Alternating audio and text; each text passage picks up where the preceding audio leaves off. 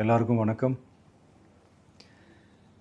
இந்திய அரசியல் சாசனம் நம்ம தமிழ்நாட்டில் இருக்கிற எல்லாருக்குமே கொடுத்துருக்கிற உரிமையில் ரொம்ப ரொம்ப முக்கியமானது ஓட்டிங் ரைட், வாக்குரிமை.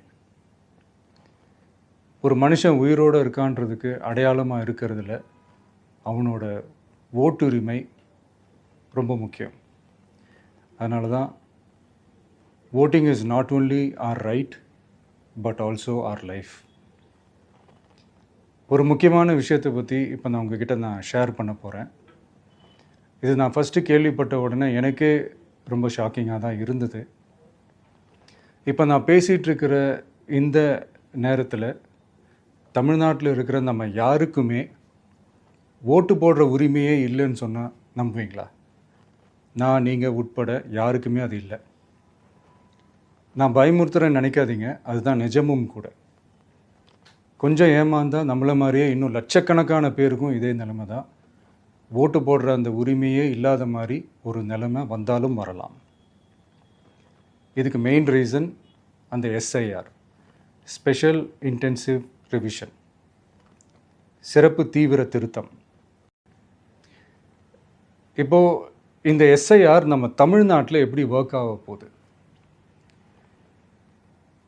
கடந்த ஜனவரி மாதம் எடுத்த அந்த கணக்கெடுப்பில் 6,36,00,000 வாக்காளர்கள் நம்ம தமிழ்நாட்டில் இருக்கிறாங்க. ஆனால் அவங்க யாருக்குமே இந்த ஓட்டு போடுற உரிமையே இல்லை. அந்த பிஎல்ஓன்னு சொல்லுவாங்க, பூத் லெவல் ஆஃபீஸர்ஸ், வாக்குச்சாவடி நிலை அலுவலர். அவங்க தான் வீடு வீடாக போய் அந்த ஃபார்மை கொடுப்பாங்க. அதை நம்ம ஃபில்அப் பண்ணி கொடுக்கணும். அதை தேர்தல் ஆணையம் அதை எடுத்துகிட்டு போய் அதை ஸ்க்ரூட்டினைஸ் பண்ணி அது எல்லாமே கரெக்டாக இருக்கான்னு செக் பண்ணி பார்த்ததுக்கப்புறம் அந்த வாக்காளர் பட்டியலை வெளியிடுவாங்க. அந்த வாக்காளர் பட்டியலில் நம்ம பேர் இருக்கணும், அப்போ தான் நம்மளால் ஓட்டு போட முடியும்.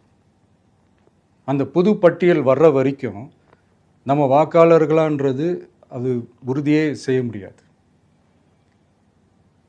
இன்கேஸ் அந்த புது பட்டியலில் நம்ம பேர் இல்லைன்னா அது ஒரு தனி ப்ராசஸ், அது ஒரு தனி ஃபார்ம், அது ஒரு தனி கிளைம்ன்ற மாதிரி அது ஒரு வேறு வேலை. ஸோ இந்த மாதிரி நிறைய சிரமங்கள் குழப்பங்கள் இருக்கிறதுனால மக்களுக்கு இது மேலே ஒரு கன்ஃபியூஷன் ஒன்று இருக்குது. இது என்ன வெரிஃபிகேஷனா இல்லை ஒரு மறைமுக ரீரெஜிஸ்ட்ரேஷனா இல்லை இது ஒரு நியூ ரெஜிஸ்ட்ரேஷன் மாதிரியே தானா அப்படின்ற மாதிரி நிறைய கன்ஃபியூஷன் இருக்குது. அவங்க செய்ய வேண்டியதெல்லாம் ஒன்றே ஒன்று தான். இந்த மாதிரி வீடு வீடாக போய் அந்த என்யூமரேஷன் ஃபார்ம் நம்ம ஃபில்அப் பண்ணி கொடுக்கும்போது அதுக்கான அக்னாலேஜ்மெண்ட்டை அந்த பிஎல்ஓ அந்த ஆஃபீஸர்கிட்ட இருந்து நீங்கள் வாங்கிக்கணும். அது ரொம்ப ரொம்ப முக்கியம்.